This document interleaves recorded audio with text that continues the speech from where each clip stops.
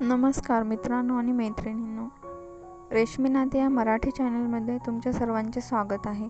एक लग्न असेही भाग 9. लग्नाची तयारी जोरात सुरू झाली होती. सईला यात काही इंटरेस्ट नव्हता, त्यामुळे ती राधाबाई म्हणेल तेच करत होती. तसंही ती हे लग्न तिच्या आईसाठी करत होती, त्यामुळे तिचं पूर्ण लक्ष तिच्या आईच्या इलाजाकडे होतं. सुलोचना देवीने लग्नासाठी लागणारे नववधू सगळे सामान, दागिने, कपडे सईसाठी तिच्या घरी पाठवून दिले होते. ते सगळं बघून गीताचे डोळेच फिरले. ती मनातच तिच्यावर खूप जळत होती, पण तिच्यावर हसतही होती की या सगळ्याचा काय फायदा? मुलगा तर अपंग आहे, कदाचित कुरूप देखील असेल, त्यामुळे तर ही लोक इतकं भारी कपडे, दागिने तिच्यासाठी पाठवत आहेत. लग्न आता 2 दिवसावर आलं होतं.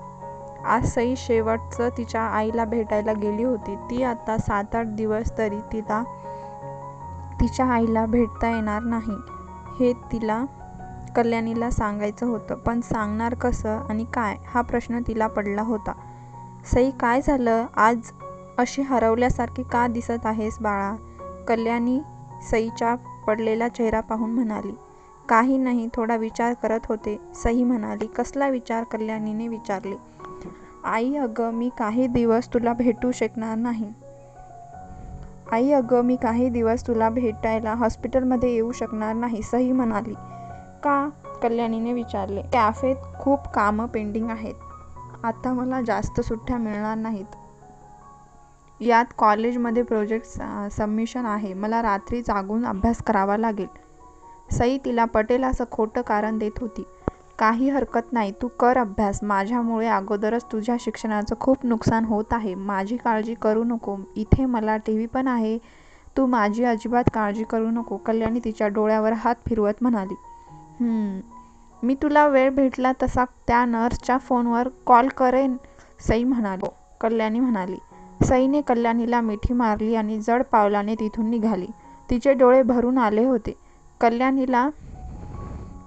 कल्याणीलाही अस्वस्थ वाटत होतं, पण तिचं नुकसान होईल म्हणून ती तशीच मन घट्ट करून तिथे एकटी राहायला तयार झाली होती.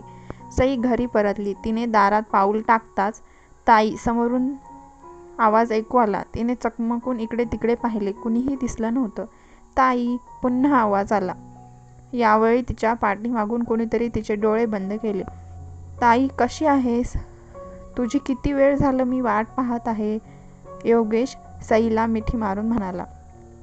थोडं काम होतं म्हणून बाहेर गेले होते. तू कसा आहेस? सईने विचारले. मी मस्त. ताई, तू लग्न करतेयस मला न सांगता? ते तर मला गीता दीदीच्या फ्रेंडकडून कळालं आणि मी लगेच निघालो, योगेश तक्रारीच्या सुरात म्हणाला. सई काहीच बोलली नाही. सांग ना ताई, तू लग्न करतेयस? पण तुला तर पुढे खूप शिकायचं होतं ना, मग तू इतक्या लवकर का लग्न करत आहेस, योगेश म्हणाला. योगेश, अरे ती आत्ताच बाहेरून आली आहे, तिला थोडी विश्रांती तर घेऊ दे. सई बाळा, तू जाऊन फ्रेश हो.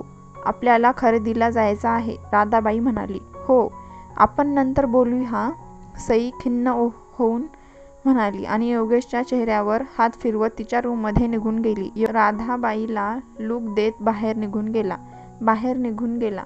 मालती, राधाबाई म्हणाली. काय आई? मालतीने विचारले. या कार्ट्याला सांगून ठेव, जास्त लुडबुड करू नको म्हणाव. एकतर न कळवता अचानक आला आणि आता नको त्या गोष्टींना खुपसत आहे. सईला जराशी जरी आपल्या मनसुप्याची भनक लागली तर सगळ्यावर पाणी सोडावे लागेल, राधाबाई म्हणाली. मी समजावते त्याला, मालती म्हणाली. एक काम कर, त्याला तुझ्या माहेरी पाठवून दे आणि तुझ्या भावाला सांग, काही जरी झालं तरी याला अजिबात इकडे येऊ द्यायचं नाही. लग्नाच्या दिवशी त्याला सोबत घेऊन ये म्हणाव, राधाबाई म्हणाली.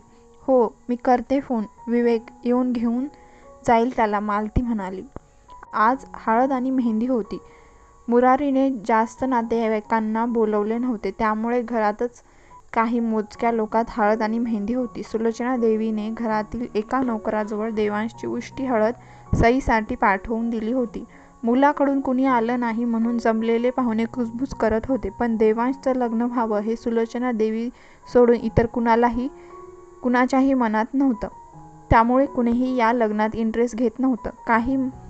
काय मालती मुलाकडून कुणीही आलं नाही. नौकर हाती हळद पाठवून दिली. एक पाहुणी म्हणाली, अहो काकू, ती लोक पण लग्नाच्या तयारीसाठी धावपळ करत असतील, त्यामुळे त्यांना वेळ मिळाला नाही. मालती काहीतरी उत्तर द्यावं म्हणून बोलून गेली. चला लवकर लवकर आटपा, सईला हळद लावून घ्या, अजून मेहंदी काढायची आहे, राधाबाई म्हणाली. सई बाळा ये, बाहेर ये, राधाबाई म्हणाली. पिवळी साडी घालून सई हळद लावून घेण्यासाठी बाहेर आली. फुलाच्या दागिन्यांनी नटलेली सई त्या पिवळ्या साडीत खूपच गोड दिसत होती.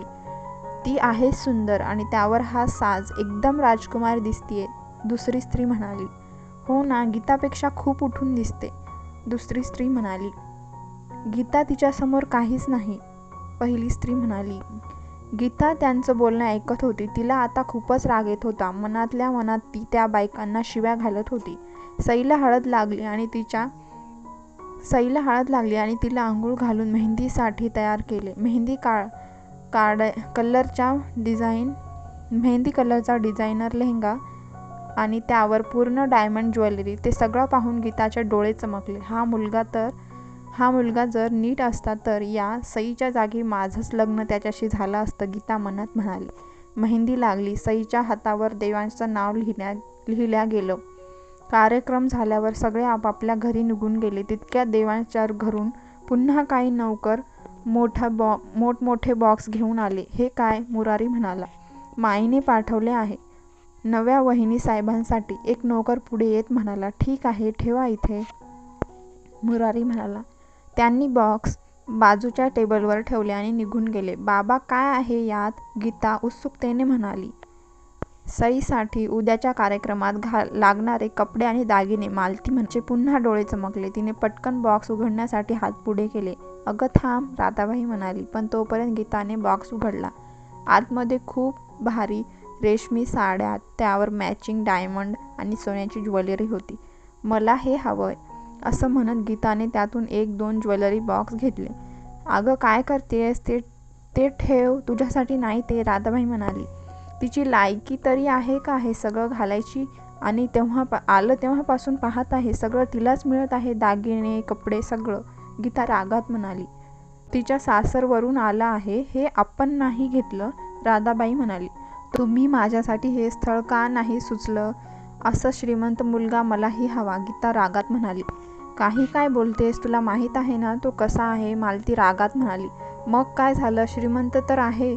असा नवरा गीता आणि मला चालला असता, मालती म्हणाली. एकतरी काही कमी झालं तर उद्या जाब विचारेल, मुरारी गीताच्या हातून ज्वेलरी बॉक्स ओढून घेत म्हणाला. गीता फणफणत तिथून निघून गेली. मग काय झालं, श्रीमंत तर आहे आणि मला चालला असता असा नवरा, गीता म्हणाली. गप्प बस आणि दे ते इकडे.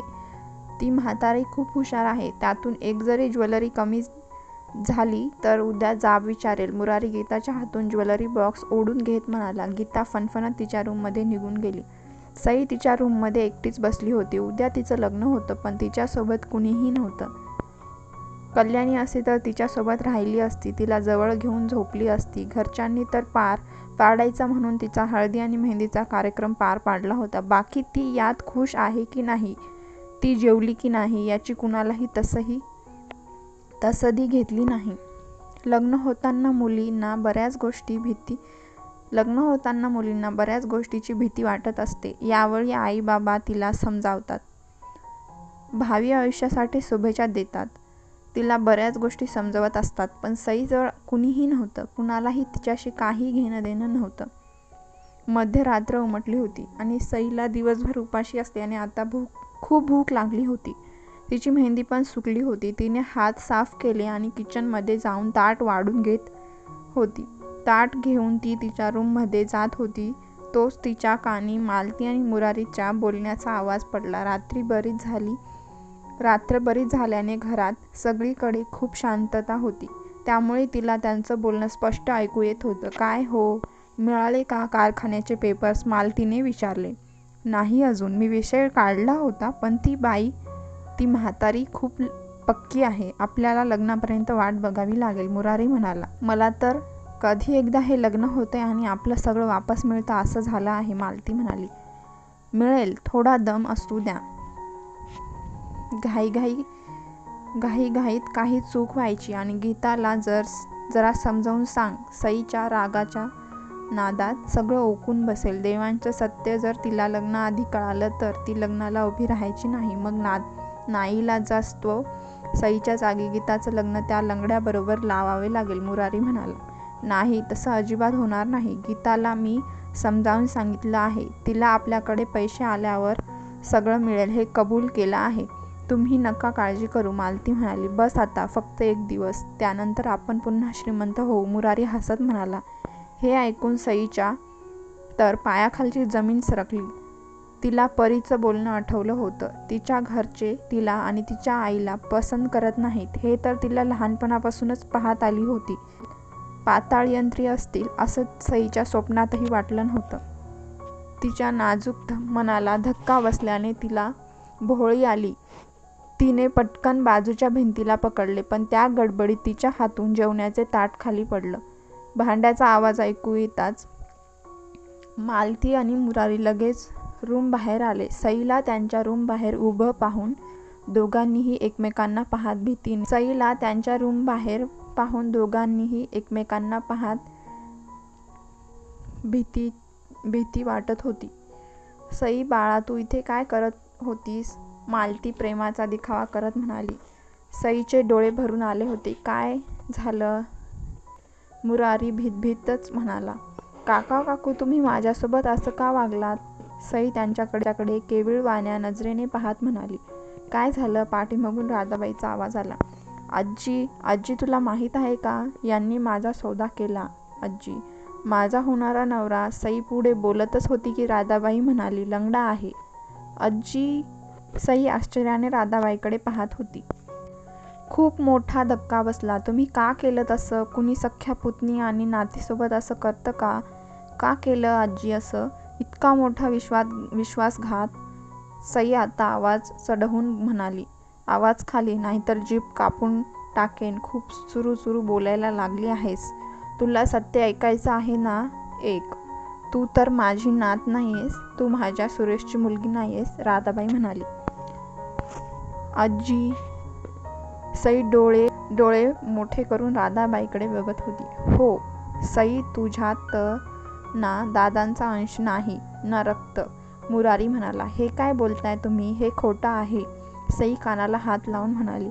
माझे आई बाबा माझे नाहीत. सई रडत म्हणाली. तुझी आई तुझी आहे, पण तुझे बाबा सुरेश तुझा बाप नाही.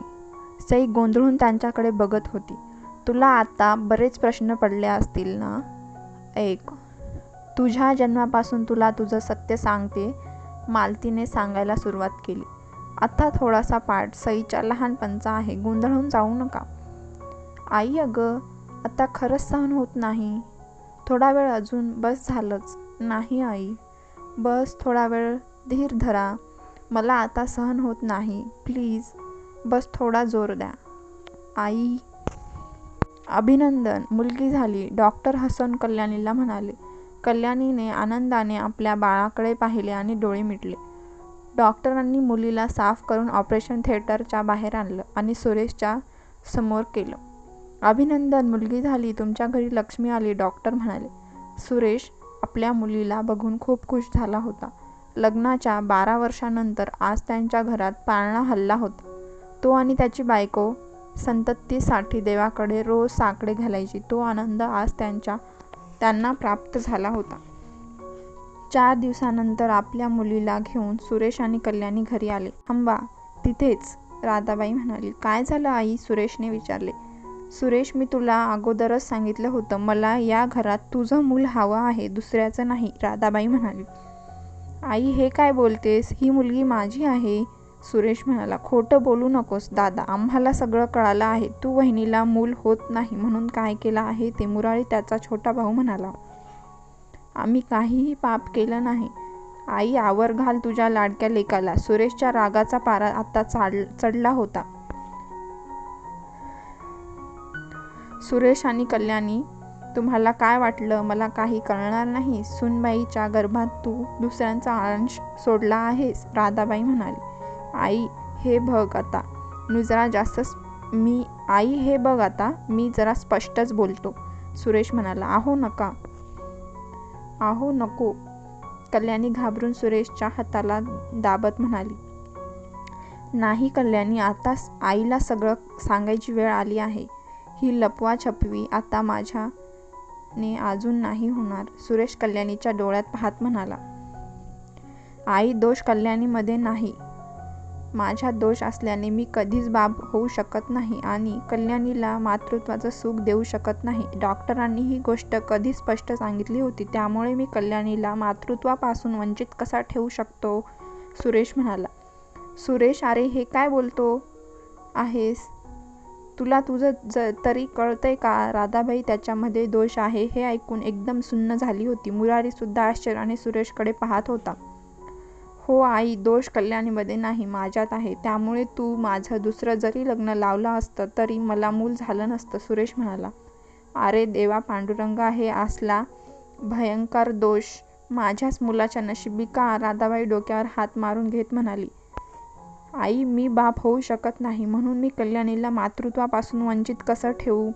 ती जरी कधी म्हणली नसती तरी मी पाहिलं आहे तिला बाळासाठी रडताना, देवाकडे रोज साकडे घालताना, उपास तापास, हवन होम नवस कितीतरी नवीन डॉक्टर सगळं काही केलं पण काही उपयोग झाला नाही ना. मी तर तिला तिच्या सुखासाठी, तिच्या पूर्णत्वासाठी तिला घटस्फोटही द्यायला तयार होतो. पण वेडी माझ्यावर खूप प्रेम करते. त्यावर काय म्हणली माहीत आहे? तुम्हाला सोडून जर मला मातृत्व लाभणार असेल तर मला नकोय ते सुख. तुमच्यासाठी मी आयुष्यभर वांज म्हणून राहायला तयार आहे. तुमचं सत्य कधीच कुणासमोर येणार नाही. आपण माझ्यात दोष आहे हेच सांगूया. कुणी माझ्या नवऱ्याच्या पुरुषत्वावर बोट ठेवलेलं मला चालणार नाही. सुरेश आपल्या पत्नीकडे अभिमानाने बघत सगळं त्याच्या आईला सांगत होता. केवळ माझ्यासाठी ती 12 वर्ष एक वांजोटी म्हणून तुमची आणि समाजाची बोलणी खात होती. त्यात जर मला तिच्यासाठी, आमचं आयुष्य पूर्ण करण्यासाठी जर एखादा आशेचा किरण दिसू लागला तर त्यात वाईट काय आहे? भलेही या मुलामधील अंश माझा नाही पण कल्याणीचा तर आहे. त्यामुळे ही माझीच मुलगी आहे. सुरेश म्हणाला. अरे पण लोक काय म्हणतील? राधाबाई म्हणाली. लोक काय म्हणतील या भीतीने मी आमच्या सुखाचं विरजन का घालावं? आणि लोकांना काय जाते बोलायला? कल्याणीला माझ्याशिवाय कोणताही परपुरुषाचा स्पर्श झालेला नाही. तिच्या गर्भात बाहेरून पुरुषीय अंश सोडला गेला आहे, बस इतकंच. तुला जर माझी मुलगी नात म्हणून मान्य असेल तर आम्ही या घरात राहू, नाहीतर मी आत्ताच या उंबरठ्यावरून माझ्या पत्नी आणि मुलीसह निघून जाईल कायमचा. सुरेश कडक शब्दात राधाबाईला म्हणाला. आपल्याच मुलात दोष आहे हे समजल्यावर तसही राधाबाई बरीच नमली होती. त्यामुळे तिला त्यांना स्वीकारल्याशिवाय तिच्याकडे काही पर्याय नव्हते. मला कल्याणी आणि तुझ्या मुलीबद्दल आता काही तक्रार नाही, राधाबाई असं म्हणत आत निघून गेली. आई, अगं असं कसं? काय म्हणतेस? मुरारी राधाबाईच्या मागे जात म्हणाला. सुरेश कल्याणीला घेऊन घरात आला. त्याने स्वतःच आरतीचं ताट घेऊन मायलेकीचं स्वागत केलं. गोर गोमटं इवलसं निरागस बाळ ते आरतीचं ताट फिरवताना टुकू टुकू बघत होतं. आई, तू अशीच दुसऱ्याची मुलगी आपल्या घरात ठेवणार आहेस का? अगं कितीही झालं तरी ते दुसऱ्याचं आहे. काय माहीत कसल्या पुरुषाचा अंश आहे त्या मुलीत, हिंदू आहे की इतर समाजाची, देव जाणे. मुरारी म्हणाला. बस मुरारी, सुरेश बाप होऊ शकत नाही. ही गोष्ट जर बाहेर समाजात कळाली तर त्यामुळे आपली जास्त बदनामी होऊ शकते. तसंही कल्याणी 9 महिने गरोदर होती, त्यामुळे ही मुलगी सुरेशचीच आहे, राधाबाई म्हणाली.